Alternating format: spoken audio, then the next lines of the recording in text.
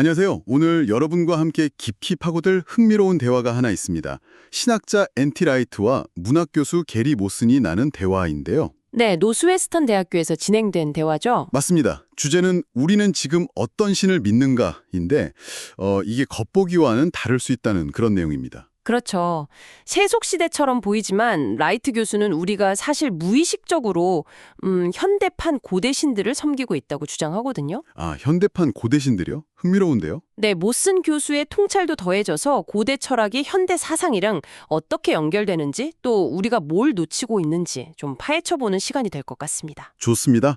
단순히 정보 요약을 넘어서 이 대화 속에 숨어있는 통찰과 연결고리들을 찾아보는 것, 이게 오늘 저희 목표입니다. 자, 그럼 바로 시작해볼까요? 네, 우선 라이트 교수는 현대 서구 사상의 뿌리 중 하나로 고대 에피크로스 철학을 지목하잖아요. 맞아요.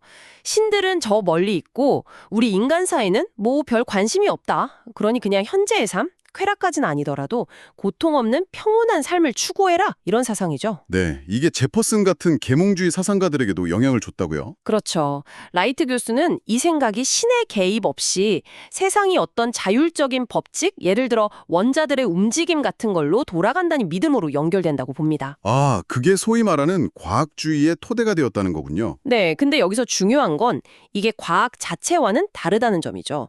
과학의 방법론을 모든 지식 영역에 적용하려는 태도, 그걸 과학주의, 사이언티즘이라고 비판하는 겁니다. 그리고 정치적 자율성 개념과도 연결이 되고요. 맞습니다.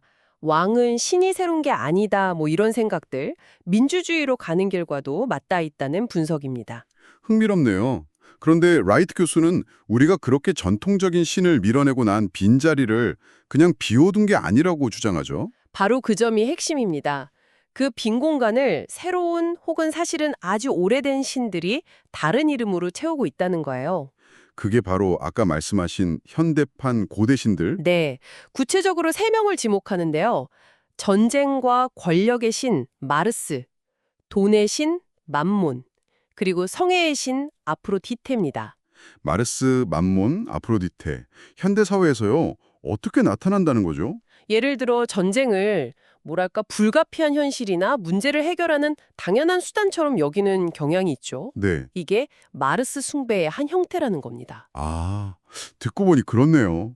그리고 금융 위기를 그렇게 겪고도 여전히 돈을 향한 거의 맹목적인 믿음과 추구가 계속되잖아요.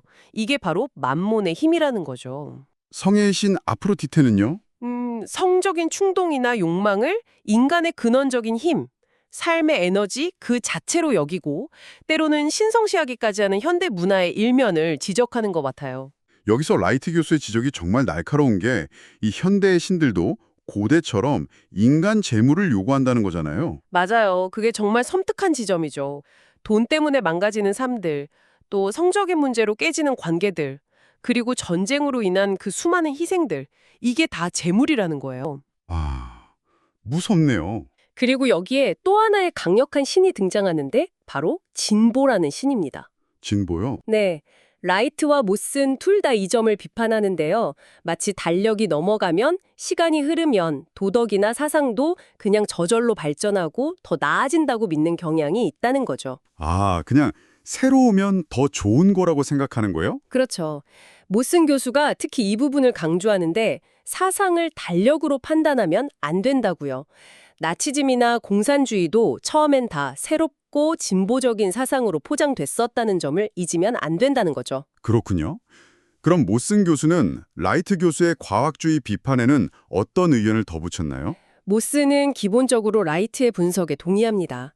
그러면서 과학이 마치 영혼이 없다거나 모든 것이 결정되어 있다는 식의 철학적 주장까지 증명한 것처럼 말하는 건 과학의 권위를 남용하는 거라고 비판해요. 아, 과학의 영역을 넘어서는 주장이라는 거군요. 네. 또 모든 것이 사회적으로 구성된다고 보는 그 사회구성주의에 대해서도 비판적인데요. 마냥 인간의 생물학적, 진화론적 유산을 완전히 무시한다면 그건 마치 신없이 세상이 그냥 짠하고 만들어졌다고 믿는 창조론과 다를 바 없다는 거죠. 무신론적 창조론이라는 아주 도발적인 표현을 씁니다. 와, 무신론적 창조론이라니 상당히 강한 비판이네요. 이렇게 좀 분열되고 모순돼 보이는 현대 사상에 대해 라이트가 제시하는 대안은 뭔가요? 라이트는 성경적 개념인 지혜를 대안으로 내놓습니다. 히브리어로는 코크마, 그리스어로는 소피아라고 하죠. 지혜요? 그게 어떤 의미죠? 이게 단순히 지식을 많이 아는 것과는 좀 달라요. 삶과 삶, 또 과학과 인문학, 이성과 감성 같은 것들을 분리하지 않고 통합적으로 이해하는 방식이랄까요? 아, 통합적인 알미군요. 네, 창조주와의 관계, 또 피조 세계와의 관계, 그리고 공동체와의 올바른 관계 속에서 삶이 이루어진다고 봅니다. 심지어 삶 자체가 사랑의 한 형태가 될 수 있다고 말해요. 알미 사랑의 형태가 될 수 있다고요? 그렇죠. 어떤 대상을 알 때 그 대상을 존중하고 그 자체로 존재하도록 내어주는 것. 그것이 바로 사랑이라는 거죠. 지배하거나 이용하려는 게 아니라. 굉장히 깊은 의미네요. 그럼 그 지혜가 구체적으로 어떻게 나타난다고 보나요, 라이트는? 라이트는 예수 그리스도를 바로 이 지혜가 육화된, 즉 몸으로 나타난 존재로 해석합니다. 아, 예수가 지혜의 육하다. 네, 예수가 당대에 강력했던 그 신들, 즉 마르스, 폭력에 대해서는 비폭력 저항으로, 만몬, 부에 대해서는 하나님 나라의 가치로, 그리고 아프로디테, 성애에 대해서는 외적인 행위가 아니라 내면의 변화를 통한 사랑을 강조함으로써 도전했다는 겁니다. 분열된 길 대신 통합적인 길을 보여줬다는 거죠. 그 주장의 근거는요? 라이트는 특히 예수의 부활 사건을 중요하게 봅니다. 초기 제자들이 예수의 그런 가르침과 그가 누구인지에 대한 주장을 아주 진지하게 받아들이고 목숨까지 걸었던 핵심적인 이유가 바로 부활 경험에 있다고 보는 거죠. 그렇군요.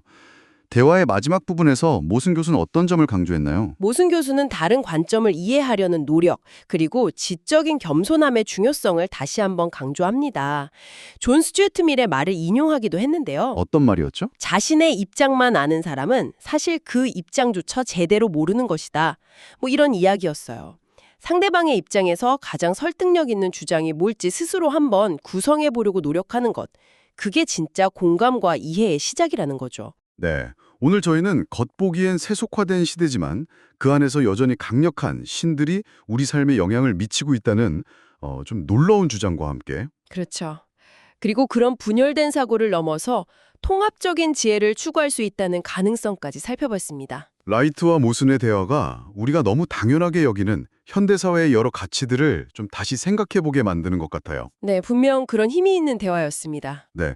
오늘 이야기를 들으신 여러분도 스스로에게 한번 질문을 던져보는 계기가 되셨기를 바랍니다. 마지막으로 이런 질문을 던져봅니다. 만약 우리가 일상에서 마주하는 돈 문제, 또 인간관계, 사회적인 갈등들 속에서 오늘 이야기하는 이런 이름 없는 신들의 영향력을 우리가 좀 더 의식적으로 인지하게 된다면 과연 우리의 선택은 어떻게 달라질 수 있을까요? 한 번쯤 생각해 보시면 좋겠습니다. 네, 깊이 생각해 볼 만한 질문이네요. 다음 시간에 더 흥미로운 분석으로 다시 찾아뵙겠습니다.